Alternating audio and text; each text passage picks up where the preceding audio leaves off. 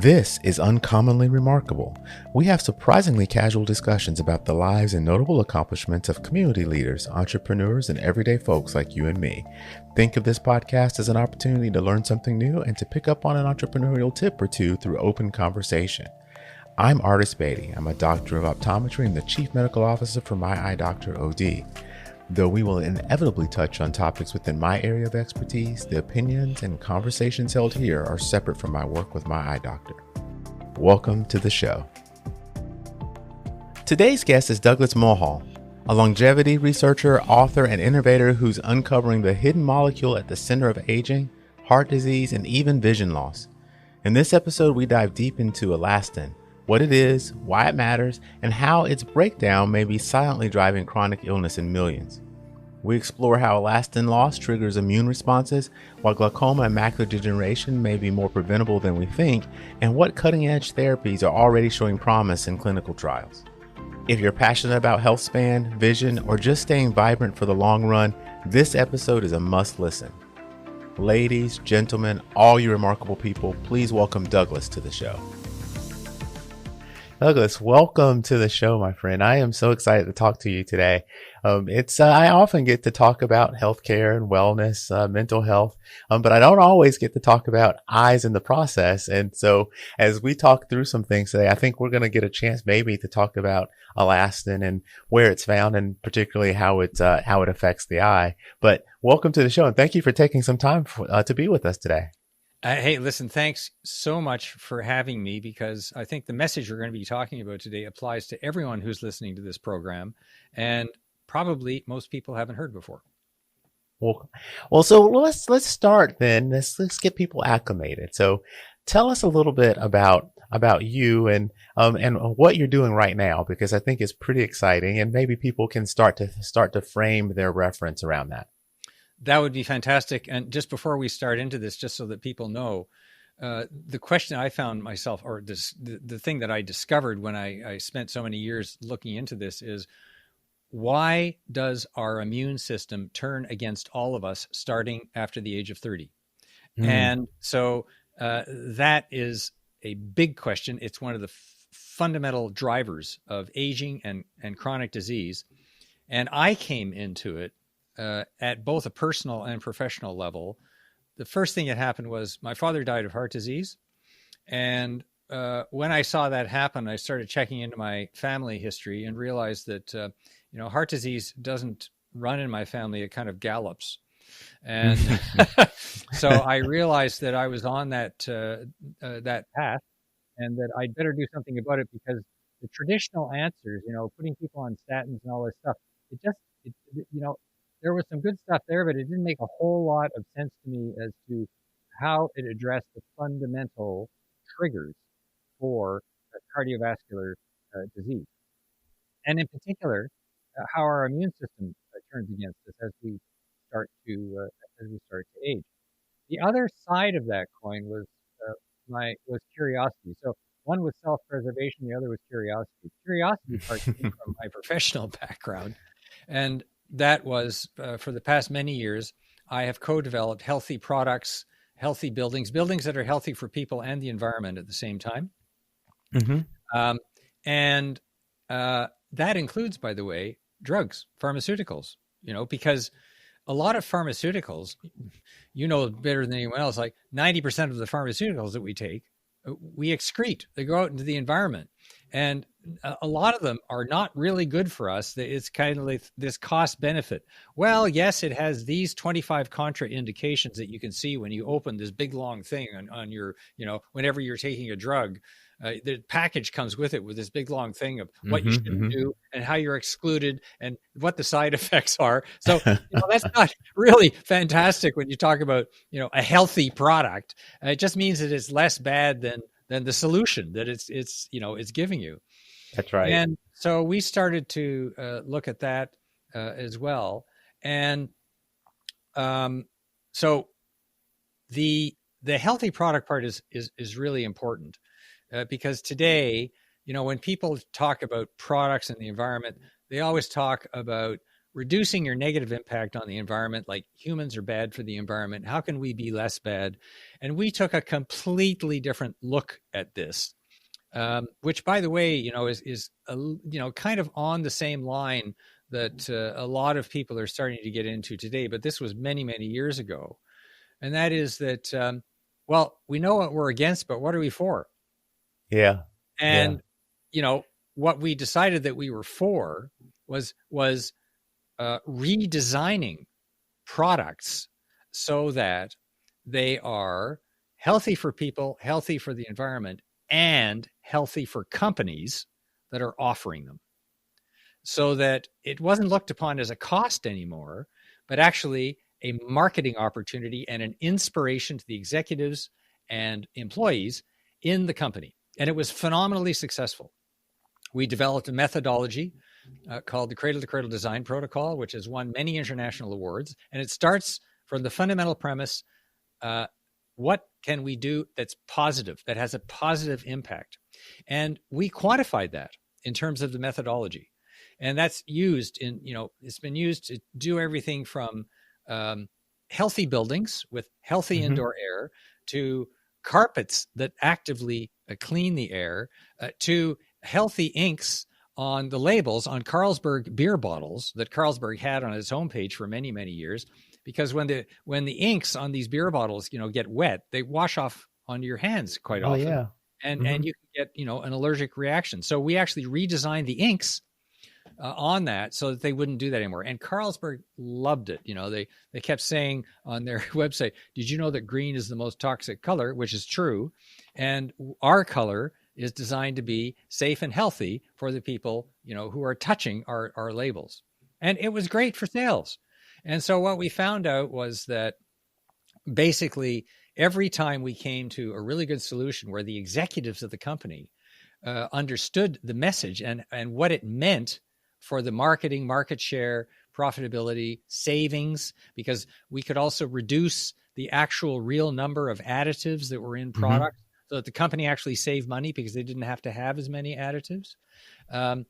And that all worked, and it's still working today.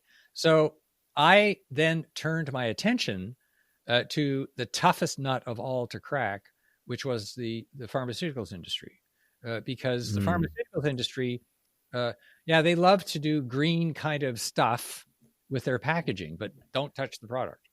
Oh no, that's medical. That's regulatory. No, don't touch that. We said, no, wait a minute. There's got to be a way through this. And so that's what started me along this whole path. Self-preservation and curiosity about how we could develop healthy products, especially in the pharma industry, but across, a whole range of products. And we started out, not to do the easy stuff. We started out with heart disease, which is the biggest killer on earth today, the biggest disabler of people on the planet today. So it kills and maims more people on the planet than anything else. And 1 in 4 people today is well on their way to heart disease. And in particular, what happens starting in your teens, actually, is that we all start to turn to stone. And that is to say that our arteries start to harden. A lot of people hear that heart disease starts with this gumming up of the area where the blood flows through your arteries.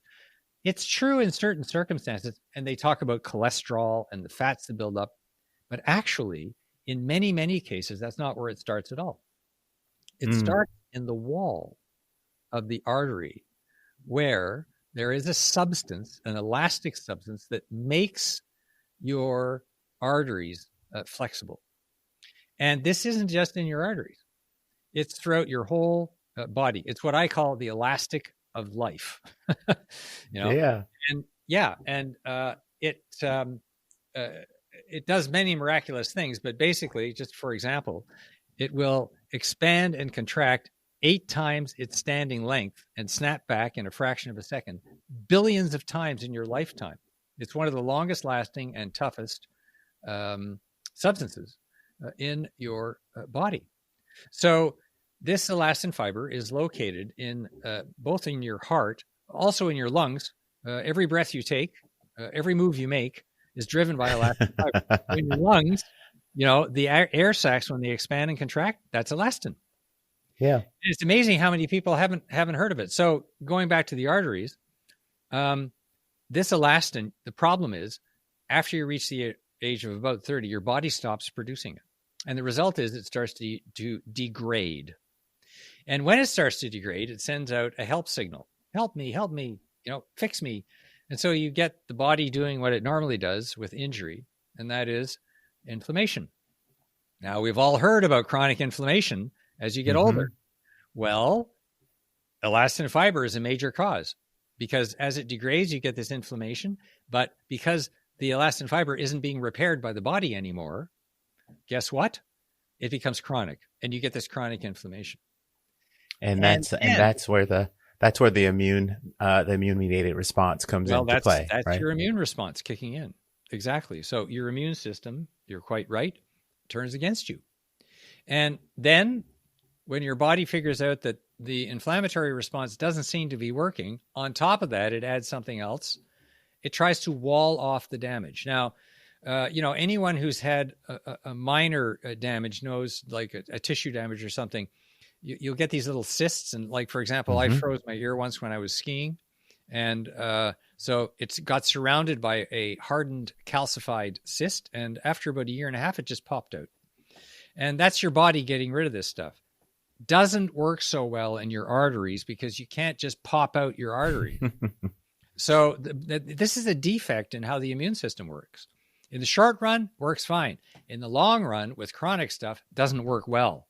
So this is something that is a little specific to Homo sapiens because we're a very young species, not whales or sharks who've, some of them live to be 250 and 350 years old. Their immune system seems to have figured this out.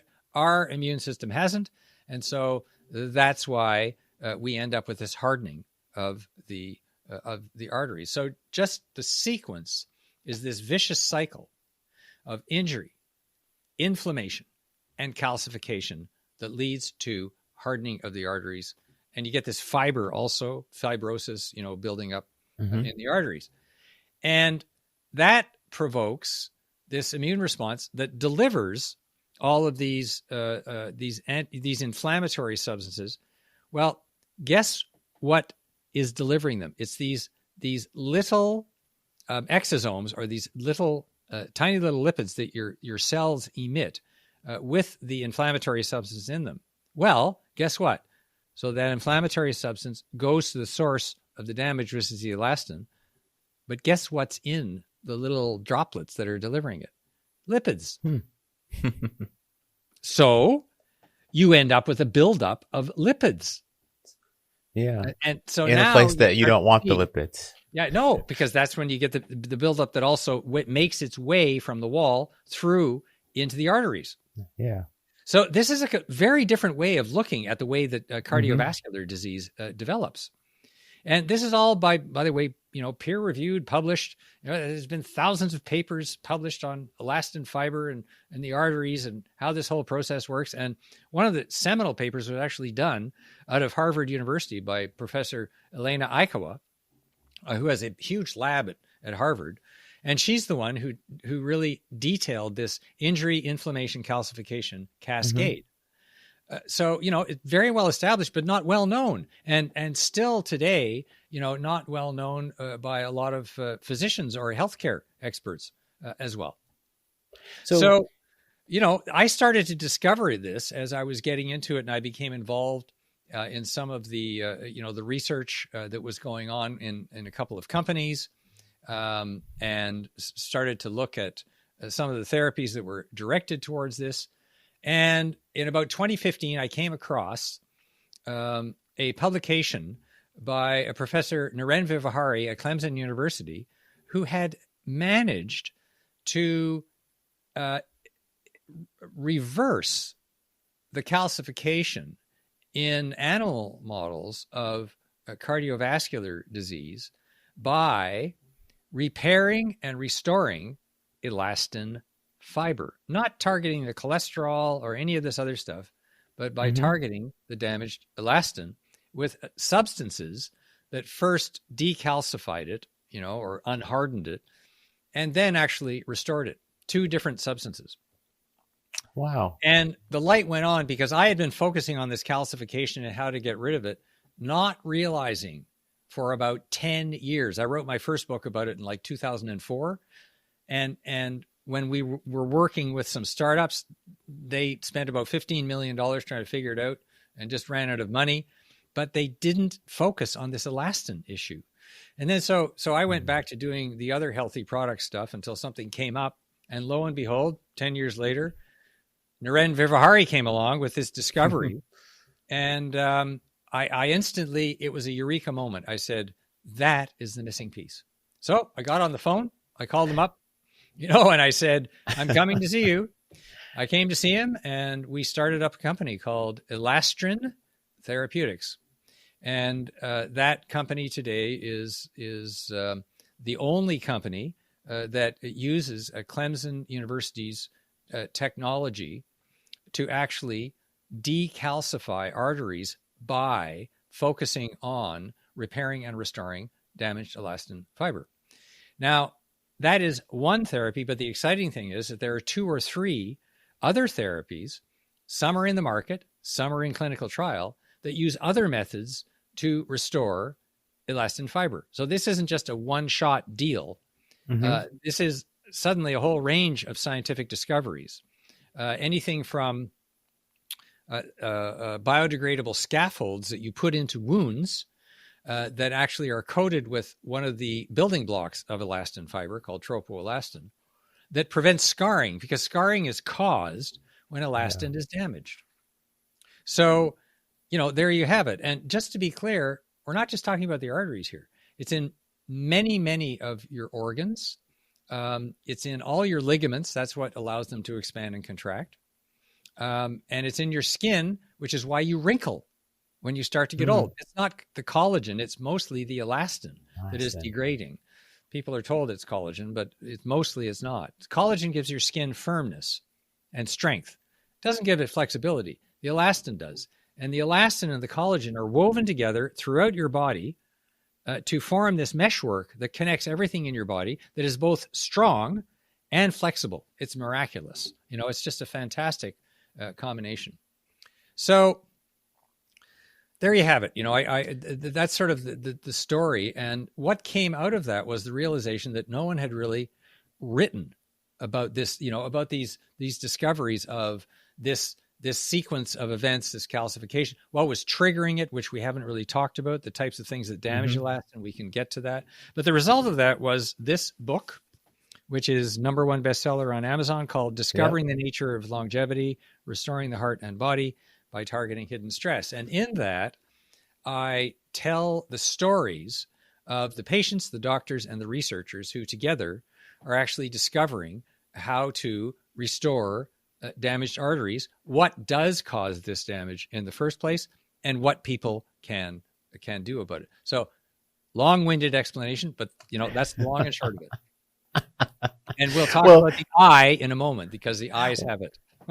well, there's a couple things though that I think are maybe on the surface and maybe questions that people would have.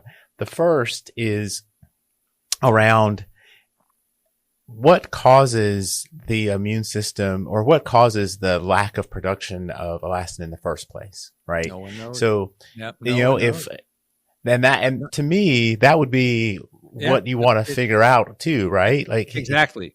That's exactly correct. You hit the nail on the head. The world's top authorities don't know why the body genetically does that, why it stops assembling this elastin fiber. The assembly of elastin fiber in the body is one of the most complex processes that you can possibly imagine. I'm not going to go into it here, but it involves about 15 different steps. It starts with the elastin gene, and then it puts out a chemical, and then that chemical is packaged into these little exosomes that then are sent outside the cell. They combine with fibers called fibrillin to make up this elastin fiber. So it's really a complex process. But at the end product, the assembly stops happening.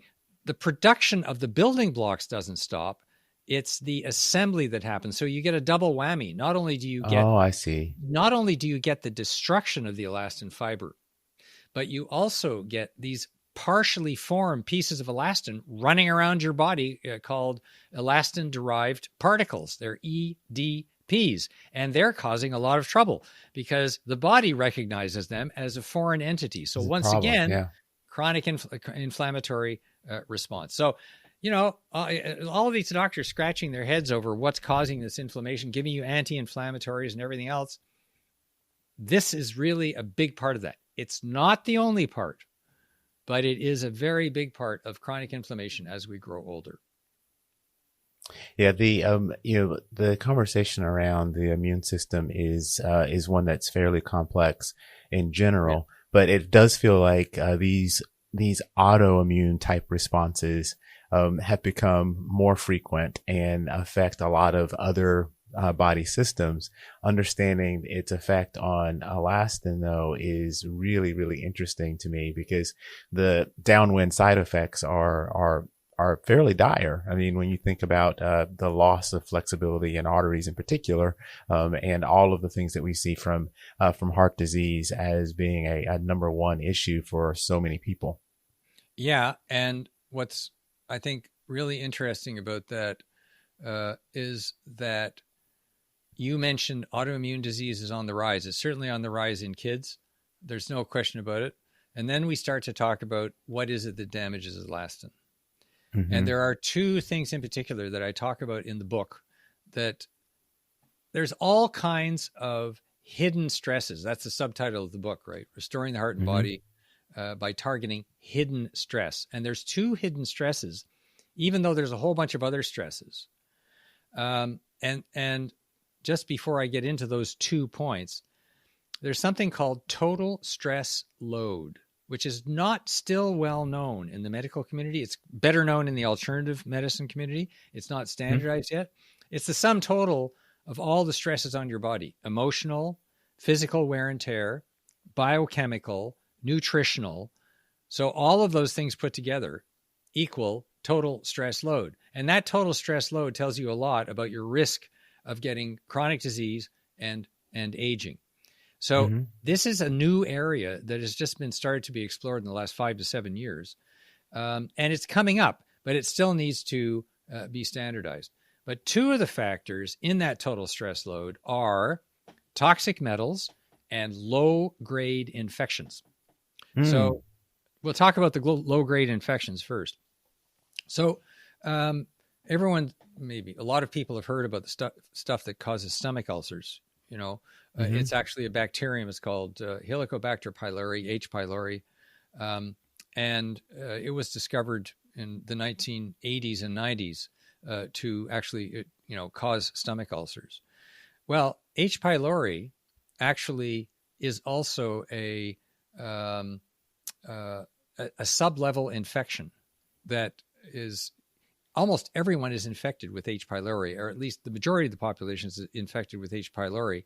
That never seems to show up it doesn't manifest itself as an ulcer, but now we're learning that as a low-grade infection that's not detectable with normal tests, that this stuff is starting to cause trouble, chronic inflammation. And you've heard more and more and more about the role of the gut, right? The role of all the microbiome, all the bacteria and everything that's in your gut. And a healthy gut is the key to, a healthy body. So this is the same thing. H. pylori is initiates in the gut, and it can find its way through to the rest of your system. There are other things like, chlamydia infections, gingivitis, the stuff that gives you bad breath. Okay, so these are common infections, but when they're tested for, they're tested for these, when it really flares up. But in actual fact, low-grade infection is causing trouble. You just don't know it. And you don't know it unless it's been there for many, many years. And so the problem is twofold. The first one is it's low grade, so you don't notice it until it starts to cause trouble. And the second one is we're not testing properly for a lot of these. So those need to be fixed. So that's one thing, is these low grade infections. And by the way, just for example, gingivitis has been found to be a factor in Alzheimer's, and unsurprisingly, because gingivitis is here, and Alzheimer's here, so the migration of gingivitis into the brain shouldn't be surprising. But everyone's been focusing in Alzheimer's on this plaque stuff. Almost all of it has failed at the expense of looking at things like low-grade infections. And so that's why gingivitis and other infections like that haven't gotten much attention, because they haven't got much funding.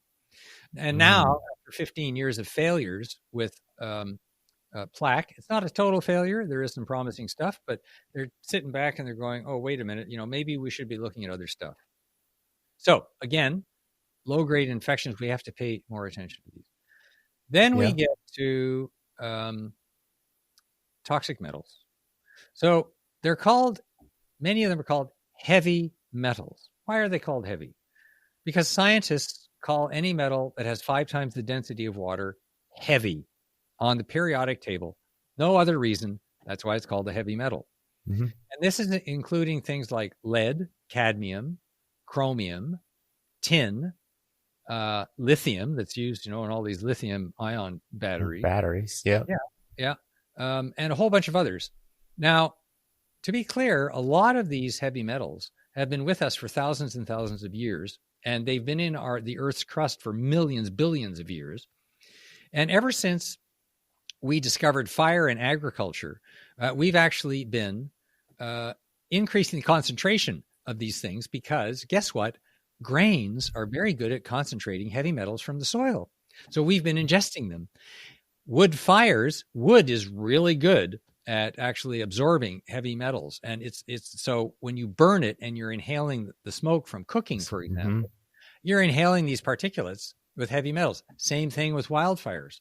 So no wonder people 5,000 years ago, when we didn't have an industrial culture, were still getting heart disease, because these things were still, we did have a technology, fire and agriculture. And so right off the bat, those basic technologies were concentrating the heavy metals. And so Egyptian mummies, 5,000 years old, they're finding these heavy metals in them, along with the particulates from smoke. So today, because heavy metals are so good at making electronics run and consumer electronics run, they're everywhere. And also they're in the pollution from the manufacturer. So more and more of them are getting into our system. They're getting into our food. They are in artificial fertilizers, for example. Pesticides tend to concentrate them as well. So they're in our water, they're in our food, they're in our air, and they accumulate. Your body can only get rid of some of them. The body has an enzyme that actually does grab some of these heavy metals, and you excrete them, but it can't keep up. It just is bioaccumulative. And one of the things that this stuff does is it gets into your arteries, and because they're feeding, the body with oxygen and nutrients and everything else, goes into the wall of the artery and starts doing nasties to elastin. So that's what causes this inflammatory response. So heavy metals and infections also attack elastin. So when you sit back and you think about all of that, you realize the incredibly important and understated role of elastin fiber. So when you think about the total stress, as you were describing the components, there seems to be a cumulative effect. And so at first I thought maybe it's a moment in time, all the things, right? Nope. But it seems like it's in more than one dimension. It's correct. What's happening now plus the cumulative effect. And you mentioned low-grade infections and heavy metals, but there are also a whole bunch of forever chemicals now that we've been exposed to as well. And you're right. And heavy metals have a very nasty habit of having awful chemical reactions when they're exposed to these forever chemicals and all the other thousands of chemicals that are in us. I don't want to get on the environmental bandwagon. This is just a reality, you know? And so the real question becomes, how are we going to get rid of this stuff? That's the big question. And it feels like there's a lot of attention being paid to both environmental things, and eyes are focused on things like forever chemicals as an example. But ultimately, if we now are understanding the effects these things are having on elastin, and we haven't yet figured out why the body stops producing elastin in the beginning, at least though, understanding that they have this big effect and having some way of helping to restore elastin feels like we're moving in at least a better direction than we were, but without the ability to restore some of this elastin over time. Yeah. And you know something? If there's any investors or any executives in device companies or pharma companies listening to this, it's about time we started making major investments in repairing and restoring elastin. The good news is that about $500 million has gone into technologies that are now in clinical trial. So it's exciting stuff. There's one, for example, anyone who is listening to this who has an aneurysm, 10 million people in North America are diagnosed with aneurysms. More people have them that don't know about them. Aneurysms are caused when, partially when the elastic fiber in the artery weakens and you get a bulge in the artery, and it gets to about 5 millimeters, it's ready to burst and it can kill you or at least maim you. And there's no real cure for this. The solution has been, when it gets to that point, surgery. Surgery is risky. It's getting better, but it's still risky business. And so the work at Clemson University, one of them was spun off into a company that actually used one of these naturally derived chemicals. And that's where you get back to my thing on healthy products. It's a naturally derived chemical that kickstarts the reassembly process and the protective process for elastin. Actually, it protects the elastin so that your body can kickstart the repair process. So it works with the body. They use this, and they're now in phase 2-3 clinical trial, and they have proven that you can actually stop aneurysms from growing. And anyone who wants to know more about this should go to my website, which is www.calcify.com. It's CALCIFY.com, and go under the Elastin tab, and they can see the link to this clinical trial that is going on. So anyone, you know, who is exposed, knows someone who has an aneurysm, you need to find out about this. By the way, I just want to emphasize here, this is not medical advice. Yeah. It's just giving information to people, you know, and that's the key thing is so people can draw the attention of their physicians to this, because that's right. A lot of people and even doctors don't know about this clinical trial. That's right. So it's important for people just to inform themselves so that they can know about it. So that's the first thing. The second thing is, earlier I talked about wound repair. This was developed by a team at the University of Sydney in Australia. Dr. Tony Weiss, and they developed the scaffold that I was talking about before, which during surgery or in a bullet wound or any kind of wound, they insert the scaffold before they sew it up. And that scaffold actually regenerates the elastin fiber and prevents the scarring and the stiffening. And that is also in clinical trial. And it was bought out in the largest buyout in Australia's history for a startup, $250 million. Oh, wow. And it was bought by a company that was then bought by AbbVie. A lot of people have heard of AbbVie. It's a very large pharma company, and they're the ones who are carrying this forward. Boston Scientific, by the way, is supporting the other therapy, which is directed towards aneurysms.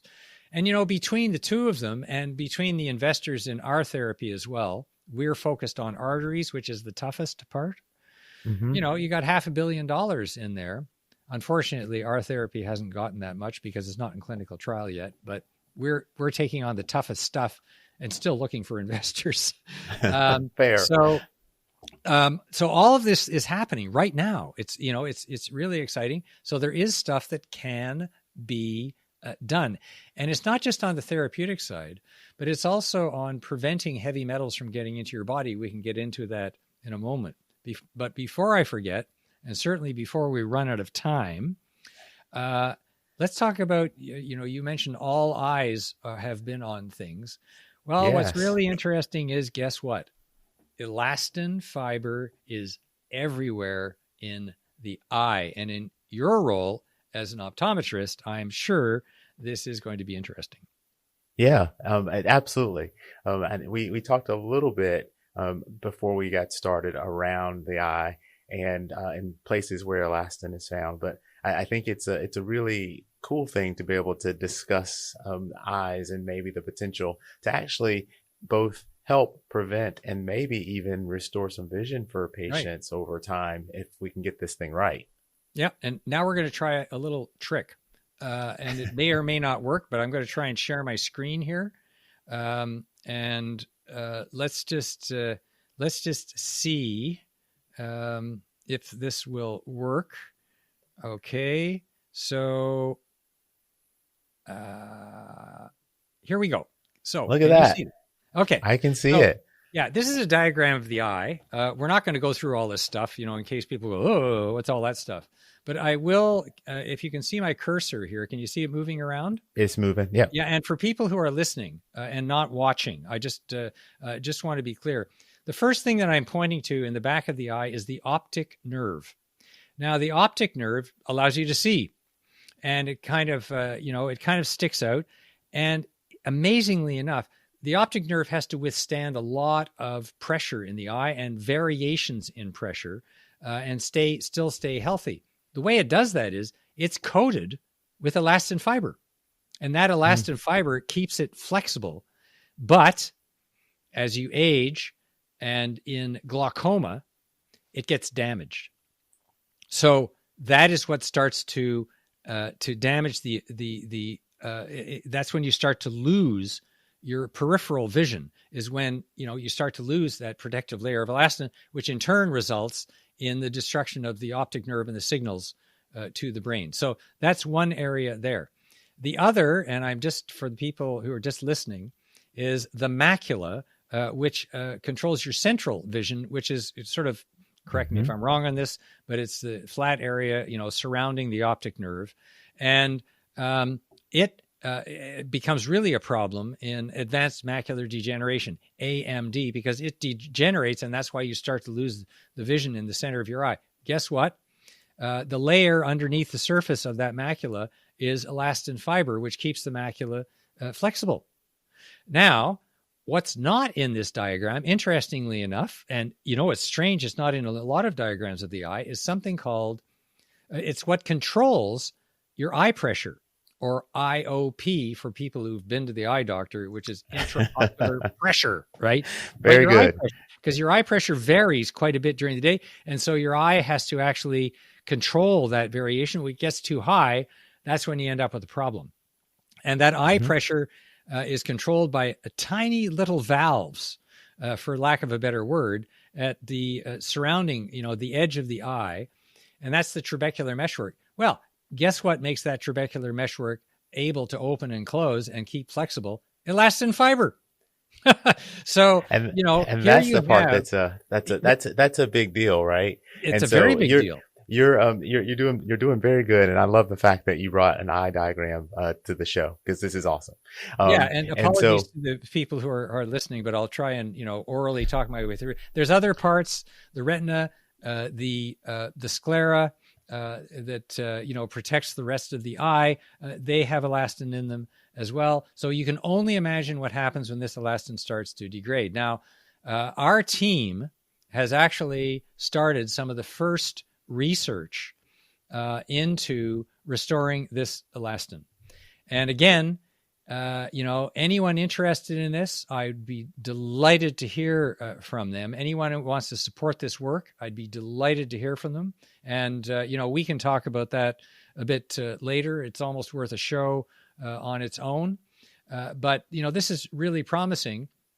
And there have been experiments, and I have to say, none of this is published yet, but there have been experiments with one or two of these chemicals that I talked about. And the results have been interesting, very interesting. So we're at the beginning stage of this, but it's so exciting that we really need to start to get some institutional investment in this part of it. So I'm going to stop sharing my screen now. For those of you who are just listening, it won't matter to you. And so that's, elastin in the eye.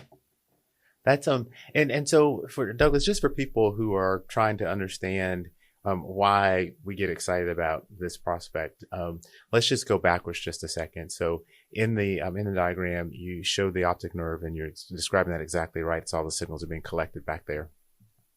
And adjacent to the optic nerve is the macula, and that's where the central vision is being focused.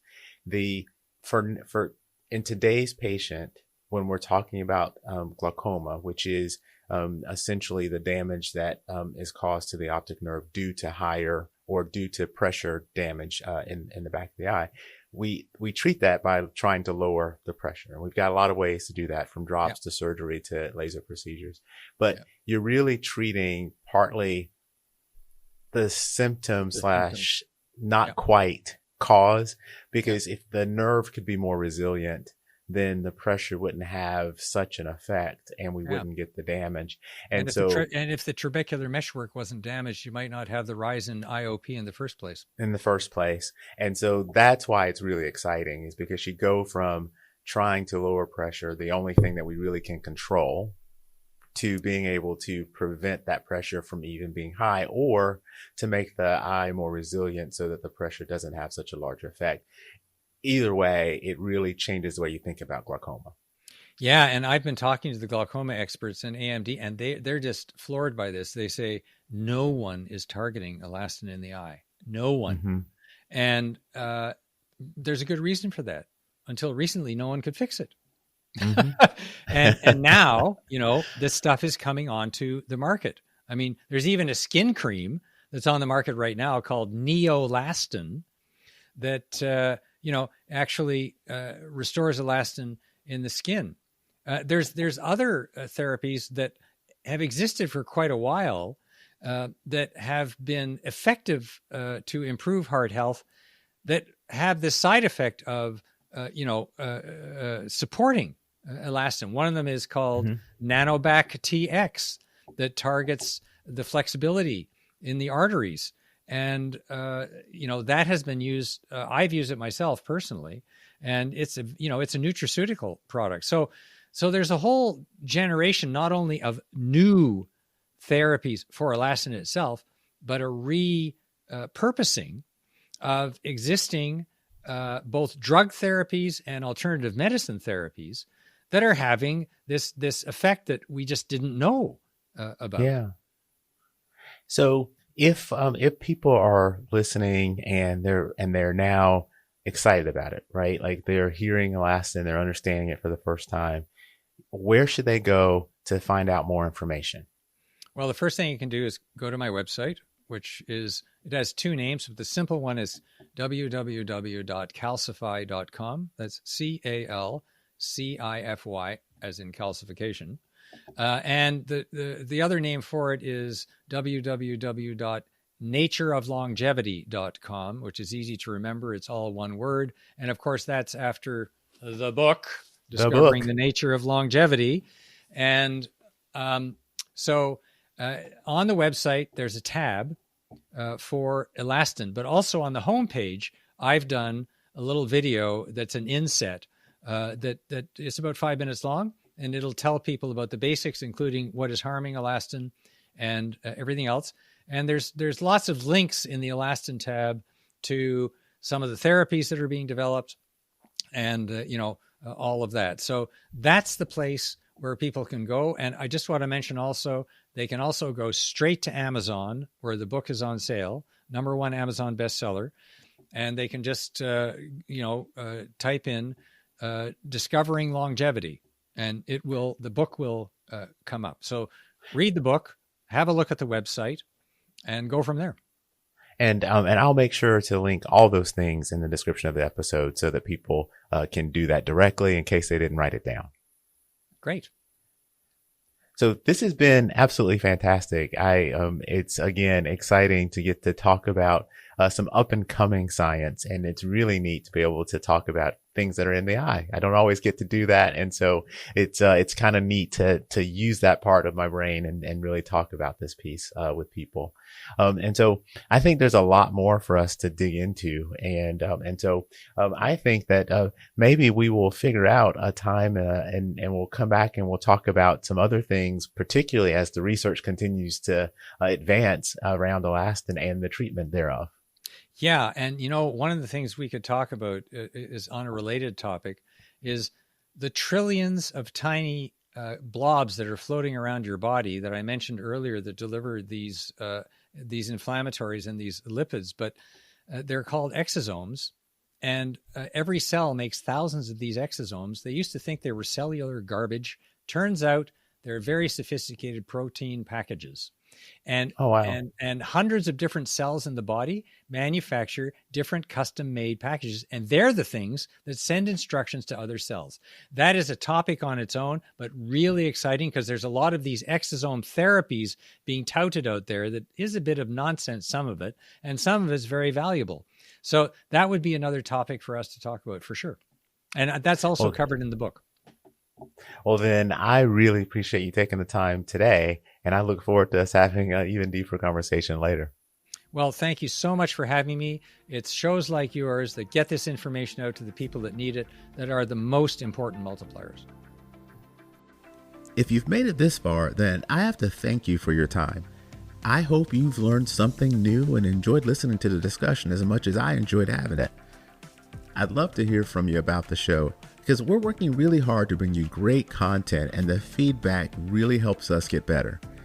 If you like what you've heard or watched, for those of you who are streaming out on YouTube, then take a split second to give us a thumbs up or a like. It really helps other people like you find the show too.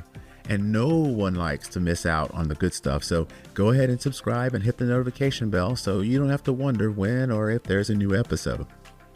And until next time, stay remarkable.